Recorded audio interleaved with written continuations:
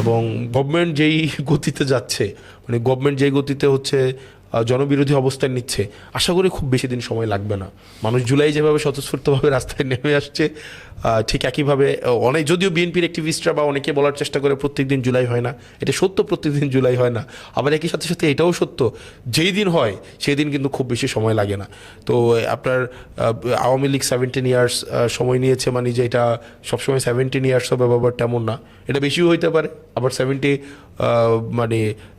ডেজও হইতে পারে, 17 ইয়ার্সও হইতে পারে, আবার 34 ইয়ার্সও হইতে পারে। কিন্তু যখন জনগণ রুখে দাঁড়ায় তখন কিন্তু আর পালানোর জায়গা থাকে না। বিএনপির বর্তমান অ্যাক্টিভিটি দেখে মনে হইতেছে না যে তারা খুব বেশি সময় দিতে রাজি মানুষকে, তারা তাড়াতাড়ি মানুষকে রাস্তায় নামাইতে তারা সব ধরনের আয়োজন তারা করছে বলেই মনে হচ্ছে। সেজন্য মনে হয় না যে খুব বেশি দিন সময় লাগবে। যেহেতু মানে পার্লামেন্টের বিষয়টা হচ্ছে যে আমরা টিভিতে ওইটুকুই দেখি যেটুকু হচ্ছে স্পিকার যাকে অ্যালাউ করে, স্পিকার যার মাইকটা অন করে তাকেই হচ্ছে টিভিতে দেখা যায়। এবং ওখানে আপনি দেখবেন যে বিএনপি থেকে বিএনপির বিভিন্ন মন্ত্রীরা, বিভিন্ন মাননীয় মন্ত্রীরা প্রায় 40 মিনিট একটা বিষয়ে স্পিচ দেয়, একটা টপিকে স্পিচ দেয়। সেই জায়গায় আমাদেরকে সময় দেওয়া হয় 2 মিনিট, 1.5 মিনিট। আপনি যদি দেখেন আমি টোটাল 5 দিন কথা বলেছি, একদিন 1.5 মিনিট, একদিন 1 মিনিট 40 সেকেন্ড, একদিন 2 মিনিট, আর আরেক দিন হচ্ছে 6 মিনিট দিয়েছে, 1 মিনিট পরে বাড়িয়ে দিয়েছে 7 মিনিট। মানে এই ধরনের টাইম স্প্যান দেওয়া হয়। সেটা হচ্ছে যে বিএনপি ট্রেজারি বেঞ্চে যারা থাকে, মানে সিনিয়র মন্ত্রীরা যারা থাকে, তারা যখন ইচ্ছা তারা দাঁড়াইলে তাদের মাইক অন হয় এবং তারা কথা বলতে পারে, মানে যখন ইচ্ছা, যে কোনো টপিকে ইচ্ছা। আর আমাদের এই বেঞ্চ থেকে শুধুমাত্র বিরোধী দলীয় নেতা উনি দাঁড়াইলে ওনাকে হচ্ছে স্পিকার অ্যালাউ করে কথা বলার জন্য। আর আমরা যারা হচ্ছে বেসরকারি সদস্য আছি, আমাদের হচ্ছে অনুমতি নিয়ে কথা বলতে হয়। আপনি দেখা যায় এমনও হয় সারাদিন হাত তুলে রাখার পরে 2 মিনিটের জন্য অ্যালাউ করা হয়। দেশের প্রধানমন্ত্রী ক্যান্ডিডেট তো অনেকেই আছে, অলরেডি প্রাইম মিনিস্টার ওয়েটিং আছে। আমি ভাই, আমার মূল লক্ষ্যটা হচ্ছে একটা কস্ট ইফেক্টিভ পলিটিক্স কালচার তৈরি করা। মানে কোনো পদ ভিত্তিক আমার স্বপ্ন নাই, এই পদ ওই পদ। আমার মূল জার্নিটা হচ্ছে যেই রাজনীতি করতে আসুক একটা কস্ট ইফেক্টিভ একটা পলিটিক্যাল কালচার সে পাবে। রাজনীতি এই যে অবৈধ পেশি শক্তি এবং অর্থশক্তির বাইরে আমি রাজনীতিকে নিয়ে যেতে চাই, এবং রাজনীতিটা জনগণের উপরে নির্ভর করে রাজনীতি হবে। এবং আমি একটা কথা বলে রাখি, সেটা হচ্ছে আমি নির্বাচন করেছি, আমার একটা পয়সাও খরচ হয় নাই জনগণের আমার জন্য। কিন্তু নির্বাচন করতে কি পয়সা খরচ হয় না? হয়েছে, কিন্তু এটা জনগণ খরচ করছে আমার জন্য, কোনো ব্যবসায়িক মহল না, মানুষ নিজে খরচ করেছে। এই কালচারটা হচ্ছে কি আমি পুরো দেশে হচ্ছে আমি ছড়াইতে চাই, যেন কোনো রাজনীতিবিদকে দুর্নীতি করতে না হয়। আমি ব্যক্তিগতভাবে বিশ্বাস করি যে আমার পয়সার যদি প্রয়োজন হয় মানুষকে বললে আমাকে দিবে, বা আমি এটা কোনো কাজ করতে যদি আটকাই যাই, সেখানে যদি কোনো আমার ইনস্ট্রুমেন্টাল হেল্প লাগে, আমি যদি মানুষকে বলি সেক্ষেত্রে আমাকে হেল্প করবে, আমাকে এমন এই আস্থাটা আমার তৈরি হয়েছে।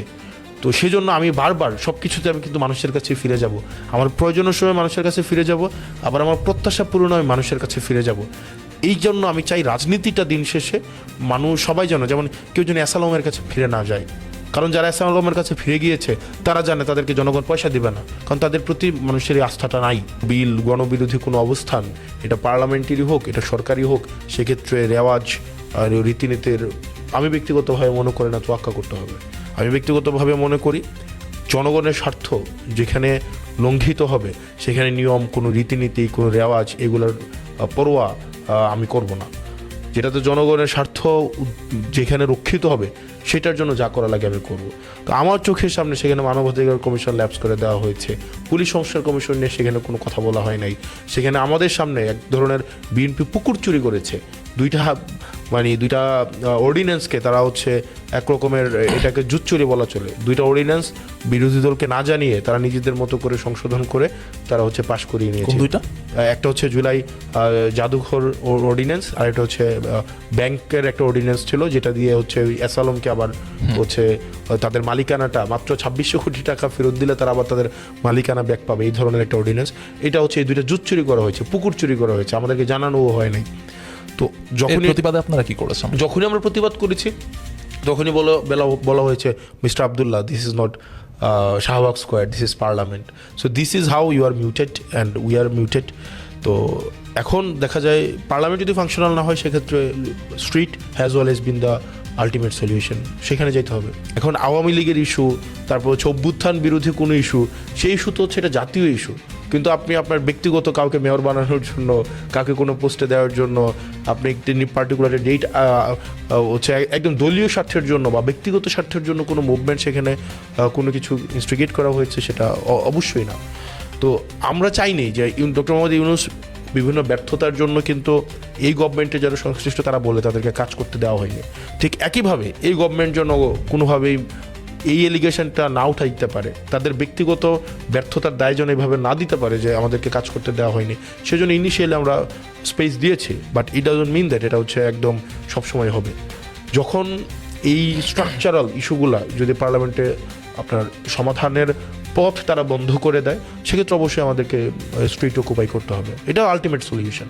তৎকালীন জামাতে ইসলাম, তো তৎকালীন জামাতে ইসলামের যে হিস্টোরিক যে রুল, সেই রুল তো সেখানে বাংলাদেশ আপনি একই সাথে অ্যাকনোলেজ করবেন, বাংলাদেশে আপনি পলিটিক্স করবেন, একই সাথে সাথে আবার তৎকালীন জামাতের রোলের প্রতি আপনি ক্রিটিক্যাল হবে না, দুইটা তো সম্ভব না। তো সেই জায়গা থেকে আর অর্ডিন্যান্স, যে কোনো অর্ডিন্যান্সের ভোট দেওয়ার বিষয়, সেটা হচ্ছে একটা আপনার এই অর্ডিন্যান্সে আমরা দলগত আকারে, এনসিপি দলগত আকারে এই অর্ডিন্যান্সের পক্ষে আমরা ভোট দিয়েছি।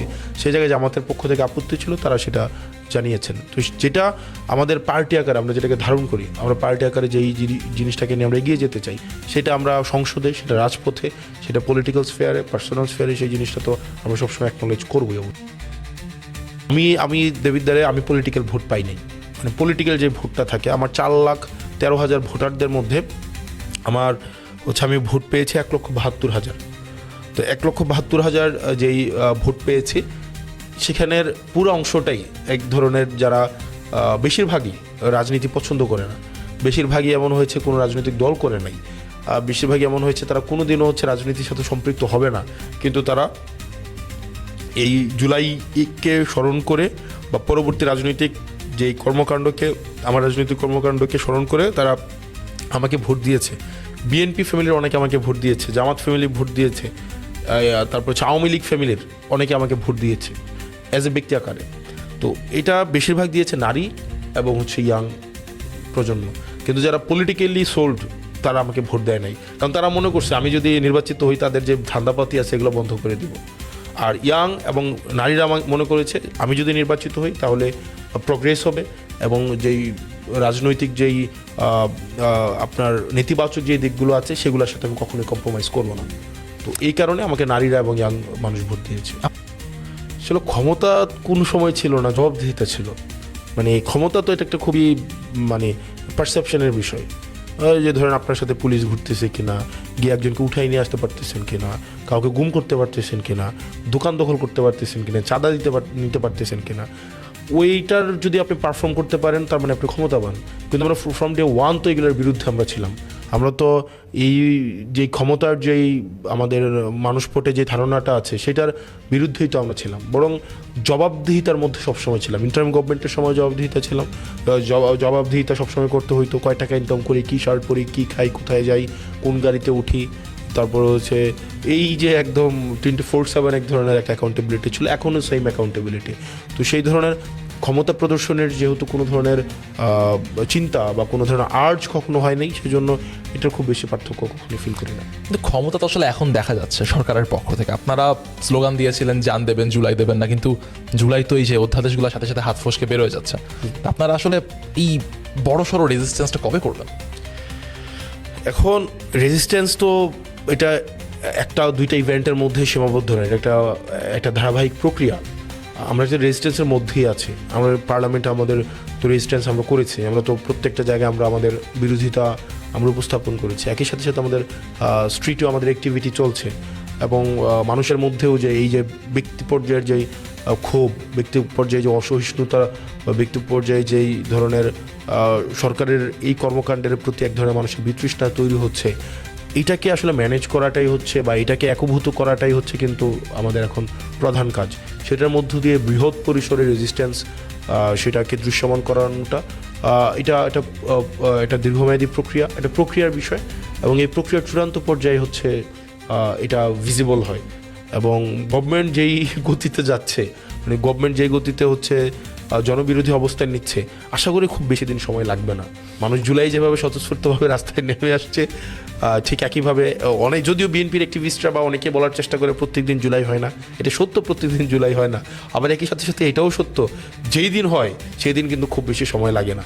তো আপনার আওয়ামী লীগ 17 ইয়ার্স সময় নিয়েছে, মানে যে এটা সবসময় 17 ইয়ার্স হবে ব্যাপারটা তেমন না, এটা বেশিও হইতে পারে, আবার 17 ডেজও হইতে পারে, 17 ইয়ার্সও হইতে পারে, আবার 34 ইয়ার্সও হইতে পারে। কিন্তু যখন জনগণ রুখে দাঁড়ায় তখন কিন্তু আর পালানোর জায়গা থাকে না। বিএনপির বর্তমান অ্যাক্টিভিটি দেখে মনে হইতেছে না যে তারা খুব বেশি সময় দিতে রাজি মানুষকে, তারা তাড়াতাড়ি মানুষকে রাস্তায় নামাইতে তারা সব ধরনের আয়োজন তারা করছে বলেই মনে হচ্ছে। সেজন্য মনে হয় না যে খুব বেশি দিন সময় লাগবে। যেহেতু